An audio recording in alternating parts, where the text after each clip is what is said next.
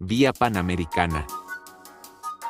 The Pan-American Highway runs through several departments: Antioquia, Caldas, Risaralda, Valle del Cauca, and Nariño, and is the main route to supply fuel to the south of the country. And how do people live?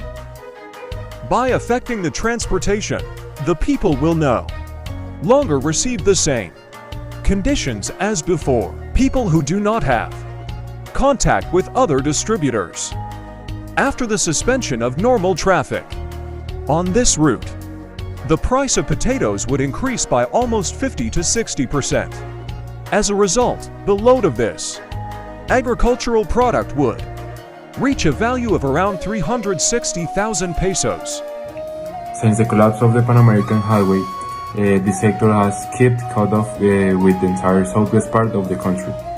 There is a paralysis on the transportation of food, of medicine, of gas, and all of these type of elements. This already leaves economic losses of more than 1.5 billion of pesos between the Department of Cauca and Nariño. The labor outlook also has been affected because companies start to close their operations in this area due to the landslide. The executive director of the National Federation of Merchants, FENALCO, Eugenia Samara, told the newspaper El Tiempo that 8 Pasto companies will close their service in the next few days. She also says that several business and stores owners in Pasto are already sending their staff to vacations, having entered to the work a few days ago. And some of these workers are thinking to give up. The National Federation of Poultry Farmers, FENAVI, report that in Nariño there are 140 farms for raising chickens and eggs, and that they need 340 to 250 tons of food per day, but this food is not reaching the farms due to the landslide. So in total 2.4 million of birds will be affected. For all of this, the governor of Cauca, Elias Larrondo, together with the governor of Valle del Cauca, Clara Luz Roldán, asked the national government to authorize an economic, environmental and social declaration in the region so that the resources are transferred in order to face the crisis. Because if this continues like this, the economic losses will increase more and more and will raise to a critical situation.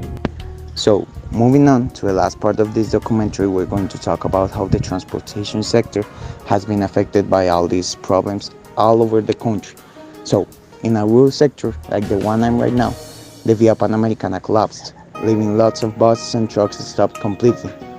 This leading to terrible consequences like the one presented by Daniel Zambrano, who says that has lost over 40% of his capital, and he's the manager of the Terminal de Transporte de Pasto. But moreover, the Federación de Empresarios de Transporte de Carga assures that have lost over 110,000 million pesos all over the country. And just in the Via Panamericana, they have lost over 60,000 million pesos. With these statistics, we can clearly see the great impact that these events have led to, affecting thousands of people and their families. We really hope that these problems are solved by the government as soon as possible, because it's affecting thousands of people. Thank you for watching, and see you on the next one.